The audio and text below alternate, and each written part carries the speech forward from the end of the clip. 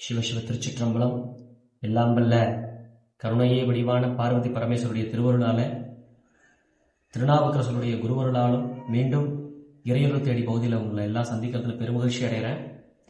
கடந்த காணொலி பதிவில் நாம திருநாவுக்கரச நாயனாருடைய வரலாறுல பல்லவ மன்னன் எம்பெருமான் திருநாவுக்கரச நாயனார்கிட்ட சாந்தமான குணத்துல பேசுறார் அப்படின்றதோட நிறுத்தி இருந்தோம்.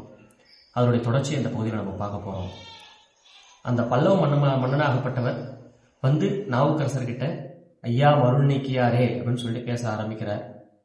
இதை பார்த்ததும் திருநாவுக்கரசருக்கு ஒரே ஆச்சரியம். என்னப்பா இவ்வளவு நேரம் கோபத்துல இருந்தவர் திடீர்னு ரொம்ப தன்மையா பேசுறாரே அப்படின்ற மாதிரியான ஒரு எண்ணம் அவருக்கு ஓடுது. அப்போ உங்களுடைய பொன்னார் திருவடிகளை நான் வணங்குறேன் அப்படின்னு சொல்லி ஆரம்பிக்கிறார். யாருன்னா பல்லவ மன்னன்.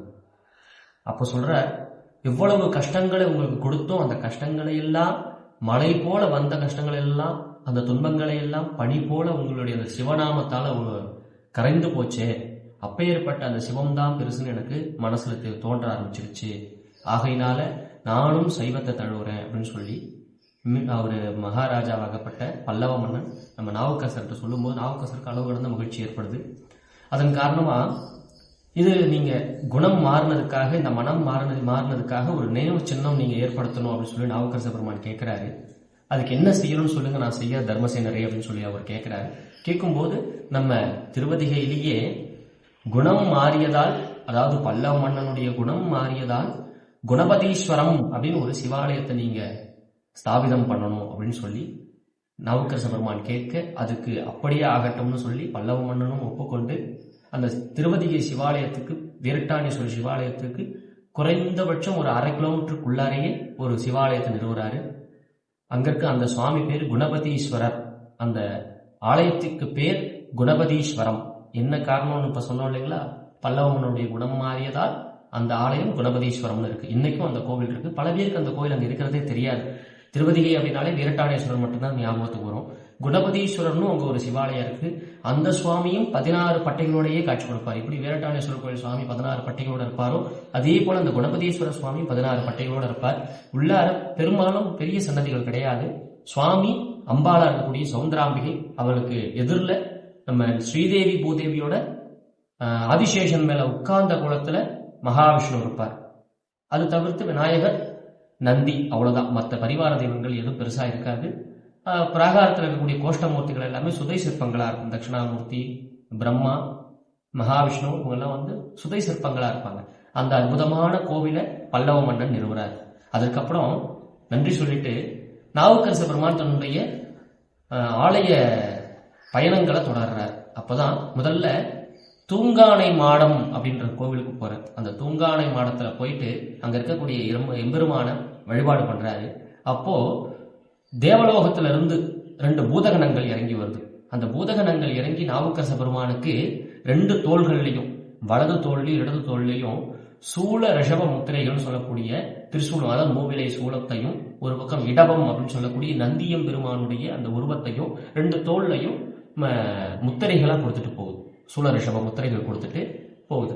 அப்போ அங்க அதுக்கு மகிழ்ச்சி அடைஞ்ச எம்பெருமான், இது இறைவனுடைய சித்து, அவருடைய பணி, நமக்காக அவர் கொடுக்கிறது அப்படின்னு சொல்லிட்டு இவர் ஏத்துக்கிட்டு அங்க இருக்கிற சிவபெருமானை வணங்கிட்டு அங்கிருந்து தில்லையை நோக்கி புறப்படுறார். தில்லை அப்படின்றது எல்லாருக்கும் தெரியும், சிதம்பரம். அந்த சிதம்பரத்தில் இருக்கக்கூடிய ஆடல் வல்லானாக இருக்கக்கூடிய ஆனந்த தாண்டவ நடராஜமூர்த்தியை போய் தரிசனம் பண்றார். அங்க போய் தரிசனம் பண்ணிட்டு அங்க இருக்கிற சுவாமியை பாடுறார். பாடிட்டு அங்க சில பதிகங்களும் பாடிட்டு அங்கிருந்து அப்படியே வழிநோக்கா கிளம்புறவரு பலவாறு வழியில் இருக்கக்கூடிய சின்ன சின்ன சிவாலயங்களும் பெரிய பெரிய சிவாலயங்களும் பலவாறு அங்கங்க எங்கெங்க சுத்த முடியுமோ அங்கெங்கெல்லாம் கால்நடையாகவே நடந்து. இப்பதான் நமக்கெல்லாம் பஸ் இருக்கு, கார் இருக்கு, டூ வீலர் இருக்குது, இடத்துக்கு கிளம்புறோம். அந்த காலத்துல வசதி படைத்தவர்களுக்கு குதிரை வண்டி, வசதி இல்லாதவர்களுக்கு கால்நடையே வண்டி, அதாவது நடராஜா சர்வீஸ்ன்னு சொல்லுவோம் நம்ம. அந்த நடராஜா சர்வீஸ்லயே அவர் நடந்துட்டே போய் வந்துட்டு இருக்காரு. இப்படியாக பல தலங்களும் பல ஊர்களும் அவர் சுத்த தொடங்குறார். நாவுக்கரச பெருமான் பல இடங்கள் சுத்துறார். நம்ம நாவுக்கரசர் அப்படின்றதுக்கு அடையாளமே என்ன சொல்லுவோம்னா, கையில ஒரு உழவார பொருள் வச்சிருப்பார். உழவாரம் அப்படின்றத விட அது ஒரு செதுக்கக்கூடியது, அதாவது தரையில் இருக்கக்கூடிய புல்களையும் முள்களையும் நெருஞ்சல் முள் செடிகளையும் அகற்றி கோவிலை சுத்தம் பண்றது அவருடைய தலையாய கடமையா வச்சிருந்தார். அதனாலதான் என் கடன் பணி செய்து கிடப்பதின்னு அப்படின்னு சொல்லியிருந்தார். அந்த உழவாரம் எங்க முதல்ல அவர் எடுக்கிறாருன்னா, இப்ப தில்லையில போய் தரிசனம் பண்ணாலும் சொன்னோம் இல்லைங்களா, ஆனந்த தாண்டவ நடராஜமூர்த்திய, அந்த நடராஜ சுவாமி கிட்ட வழிபாடு பண்ணிட்டு அங்கிருந்து அந்த உழவாரத்தை தொடங்குறார். அந்த உழவார கையில பாத்தீங்கன்னா நம்ம அந்த தோசை திருப்பி மாதிரி வச்சிருப்பார் கையில, அந்த ஆயுதம், அதுக்கு பேரு உழவார கோல் அப்படின்னு பேரு. அதை வச்சுதான் நம்ம நாவுக்கரச பெருமான் அப்படின்றதே நம்ம அடையாளம் கொள்வோம். ஏன்னா 4 பேர்ல 2 பேர் ஒரே மாதிரி இருப்பாங்க.